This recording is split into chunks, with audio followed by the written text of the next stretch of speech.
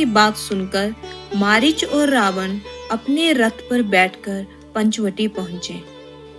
कुटिया के निकट आकर मायावी मारीच ने सोने के हिरण का रूप धारण कर लिया। कुटिया के आसपास घूमने लगा। रावण एक पेड़ के पीछे छिपा था। उसने तपस्वी का वेश धारण कर लिया। सीता उस सोने के हिरण को देखकर मुग्ध हो गई। उन्होंने राम से उसे पकड़ने को कहा।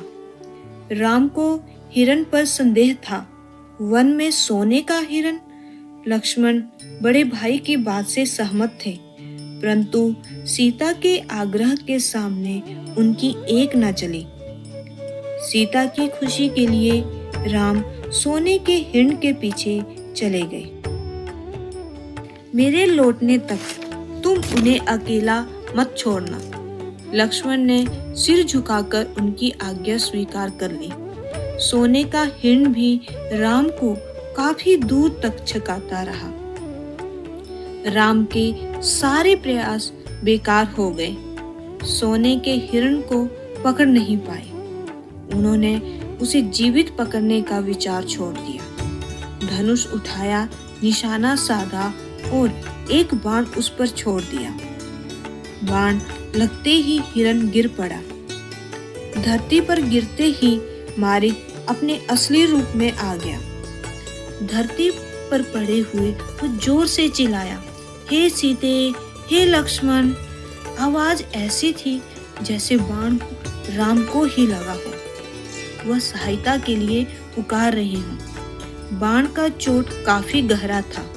थोड़ी देर बाद मारीच छटपटाता हुआ मर गया। रावण एक पेड़ के पीछे छिपकर सीता को देख रहा था। वह खुश था कि उसकी चाल सफल हो रही है।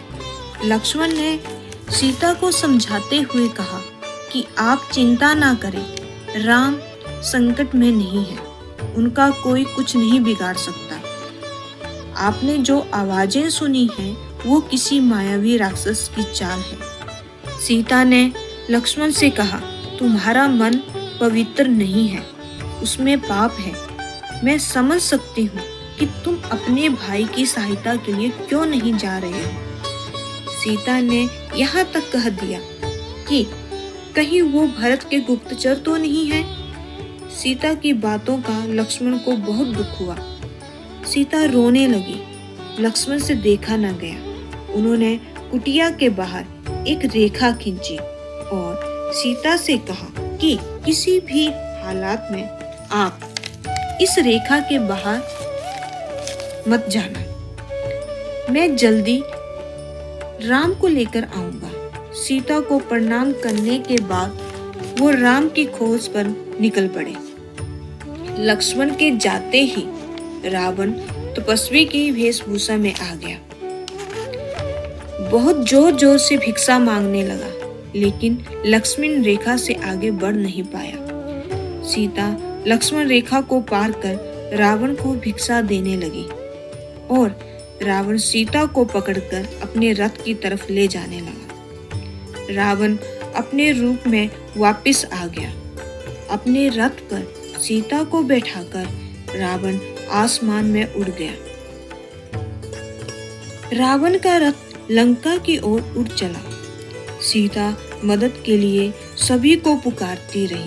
सीता ने अपने आभूषण उतारकर फेंकना शुरू कर दिया। आभूषण नीचे गिरने लगा।